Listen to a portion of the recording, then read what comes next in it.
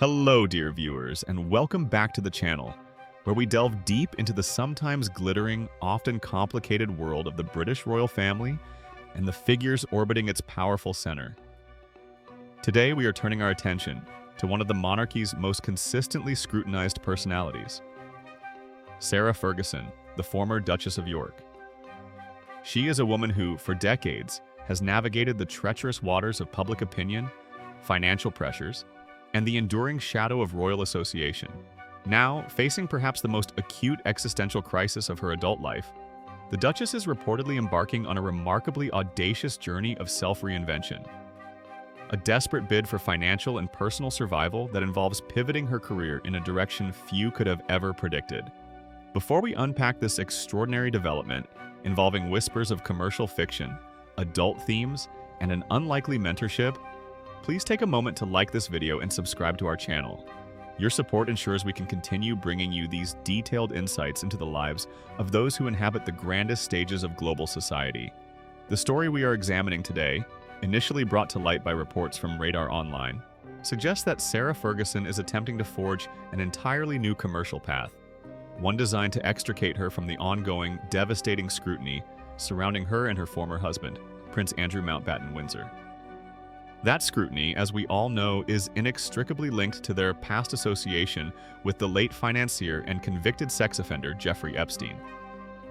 The weight of the Epstein scandal has been crushing for the former couple, profoundly impacting their standing within the royal family and the wider public consciousness. In the wake of this enduring controversy, the Duchess of York, affectionately known to many simply as Fergie, understands that the traditional avenues of royal life and patronage are rapidly closing off.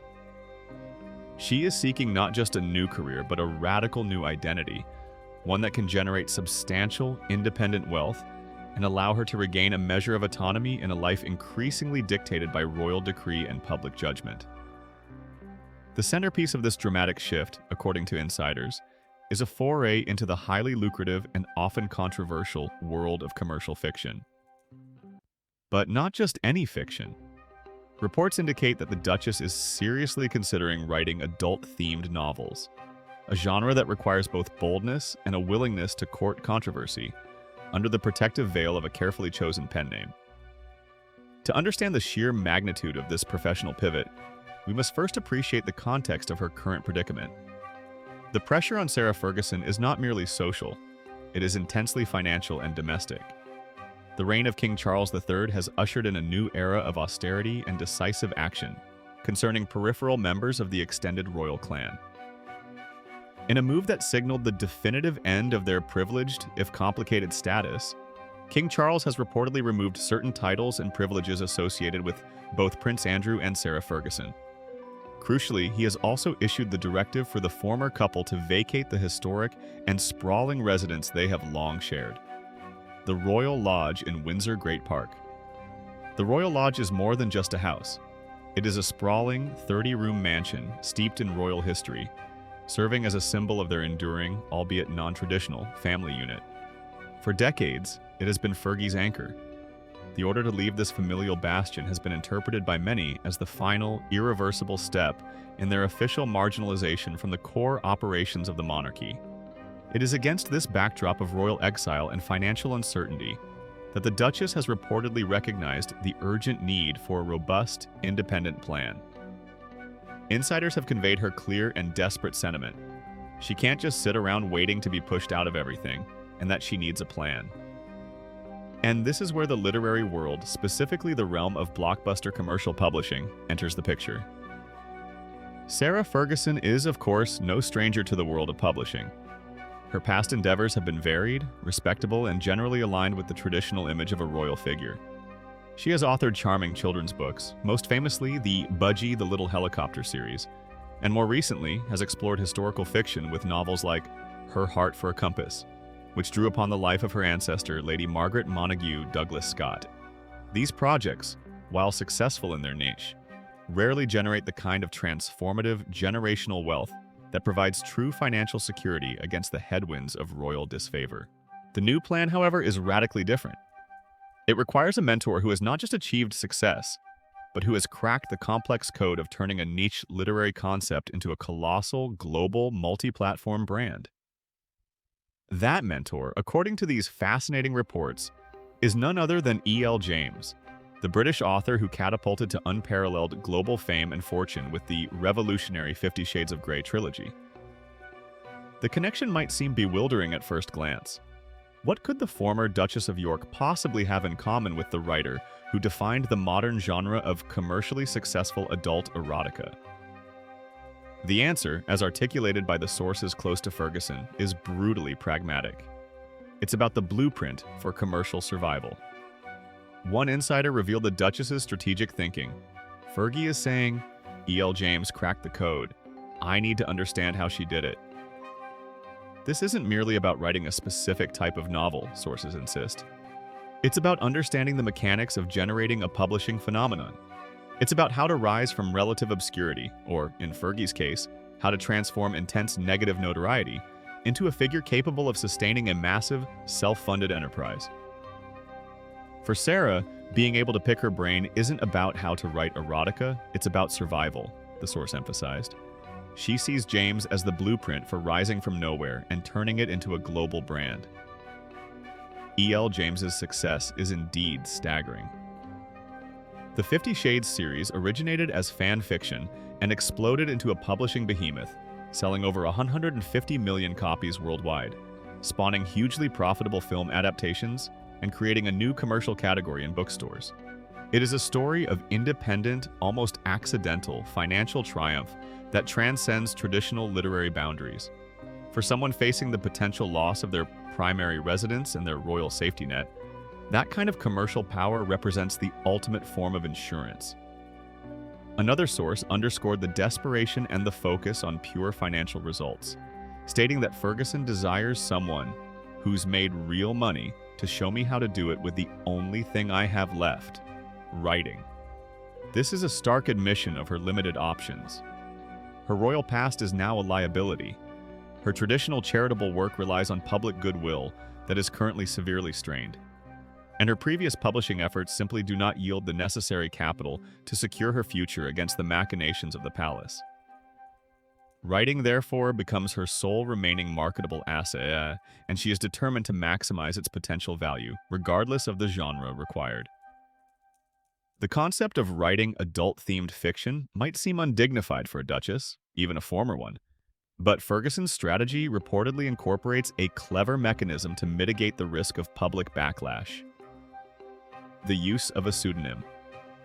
Insiders suggest that the idea of a pen name would allow her to test the market without immediate, serious judgment. This is a crucial distinction. If she were to publish a racy novel under the name Sarah Ferguson, Duchess of York, the inevitable media frenzy would likely overshadow the book's content, guaranteeing both a public relations nightmare and the instant dismissal of the work by literary critics, and perhaps even the palace itself. However, writing under an entirely different, perhaps evocative name grants her the necessary distance. It provides a commercial buffer zone. If she finds herself with a hit on her hands, the source explained, she can reveal she was behind it and hopefully make huge money from it. This approach is highly strategic. It minimizes the downside risk. If the novel fails, it simply disappears into the vast sea of commercial fiction, leaving her reputation largely untouched, save for the whispers reported by outlets like Radar Online. If, however, the book captures the zeitgeist and becomes a massive commercial success, a true global brand akin to the 50 Shades phenomenon, then she can strategically choose the moment of the grand unveiling. The revelation that the anonymous, successful author is, in fact, the Duchess of York, would only amplify sales and brand value exponentially, transforming her public narrative from a figure of royal scandal to a self-made literary powerhouse. This, the source concludes, is the core of her strategy. That's what the E.L. James idea is for her, a plan out of the mess her life has become. It is a long shot, certainly, a gamble of significant proportions. Publishing is a notoriously difficult industry, and replicating a phenomenon like 50 Shades is virtually impossible. Yet, as the insider conceded, it's a long shot, but you never know. The real question, of course, is whether E.L. James, a woman who guards her privacy and professional time fiercely, would actually agree to meet with the embattled former Duchess of York. The logistics of such a mentorship meeting and the potential political fallout are immense. However, the possibility is not entirely dismissed. The source noted, and the chances of E.L. James agreeing to a meeting? Well, stranger things have happened. She might want to meet her to get some new ideas for a book. This final sardonic twist suggests that the drama surrounding the royal family, the high stakes of losing the royal lodge, and the sheer audacity of this career pivot might offer E.L. James, the supreme architect of modern commercial fantasy, a rich vein of real-life material. The meeting, if it ever occurs, would undoubtedly be one of the most intriguing literary collisions of the decade. In essence, Sarah Ferguson is attempting a high-wire act. She is leveraging the only currency she has left, her connection to fame and her ability to write, and trying to transmute it into hard currency and financial independence. She is seeking to trade the fading luster of the royal title for the durable power of a global literary brand. The stakes could not be higher. If this plan succeeds, it offers her the ultimate form of liberation from the palace's control and the relentless tide of public judgment stemming from the Epstein connection. If it fails, she faces the prospect of a far more precarious future, navigating life without the financial and residential security the Royal Lodge provided. The transition from historical fiction and children's stories to potentially writing under a pseudonym about adult themes is a testament to the severity of her current situation. It represents a pragmatic, almost desperate recognition that the old rules of royal life no longer apply to her, and that only radical self-reliance can guarantee her long-term survival. We are watching a fascinating chapter unfold in the life of Sarah Ferguson, a woman perpetually defined by her relationship with the monarchy, now attempting to define herself purely by her own commercial acumen. What are your thoughts on this bold move? Do you believe Sarah Ferguson has the commercial instincts necessary to replicate the success of E.L. James? And do you think the use of a pen name is a genuinely clever strategy or merely a temporary disguise for a controversial pivot? Please share your opinions and predictions in the comments section below. We eagerly anticipate hearing your perspective on this remarkable story of reinvention and resilience. Don't forget to like this video, subscribe to our channel for more deep dives into royal affairs, and hit the notification bell so you don't miss our next update. Thank you for watching, and we will see you next time.